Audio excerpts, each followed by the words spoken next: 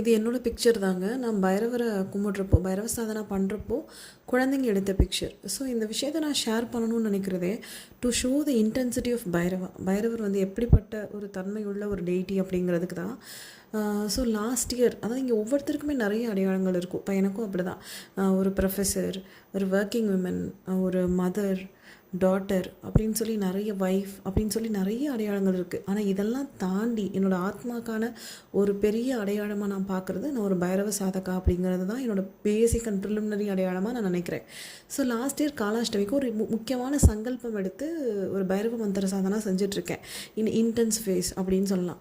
So அந்த டைமில் எனக்கு பெல்ஸ் பால்சி வந்தது. பெல்ஸ் பால்சி வந்து இப்போது நிறைய பேருக்கு தெரியுது. அது ஒரு வகையான டெம்பரரி முகவாதம்.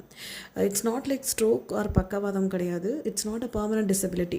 ஸோ அந்த டைமில் பேச்சு கடுமையாக அஃபெக்ட் ஆகும். முகத்தோட ஷேப் ரெண்டுமே வேறு மாதிரி மாறும். ஸோ அப்போ வந்து என்னால் பேச முடியல. யூஸ்வலாக வந்து என்னோடய பேச்சு ரொம்ப நல்லாயிருக்கு.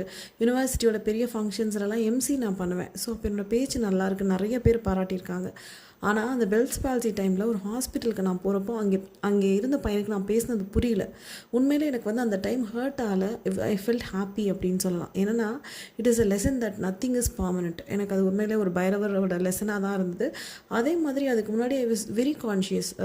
இப்போ வேலைக்கு போகிறேன்னா ரொம்ப மெனக்கேட்டு கிளம்பி போவேன். ரொம்ப அப்பியரன்ஸில் கான்சென்ட்ரேட் பண்ணுவேன். உண்மையிலே அந்த மொமெண்ட்டுக்கு அப்புறம் அந்த கான்ஷியஸ்னஸ் அப்படியே லூஸ் ஆச்சுன்னு சொல்லலாம்.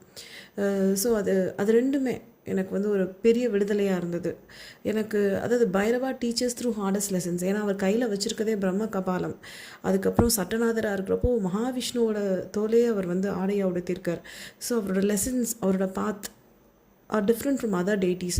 பட் எல்லாமே நம்மளோட சோலோட வளர்ச்சிக்கு தேவையானதாக இருக்கும். It is not about physical body.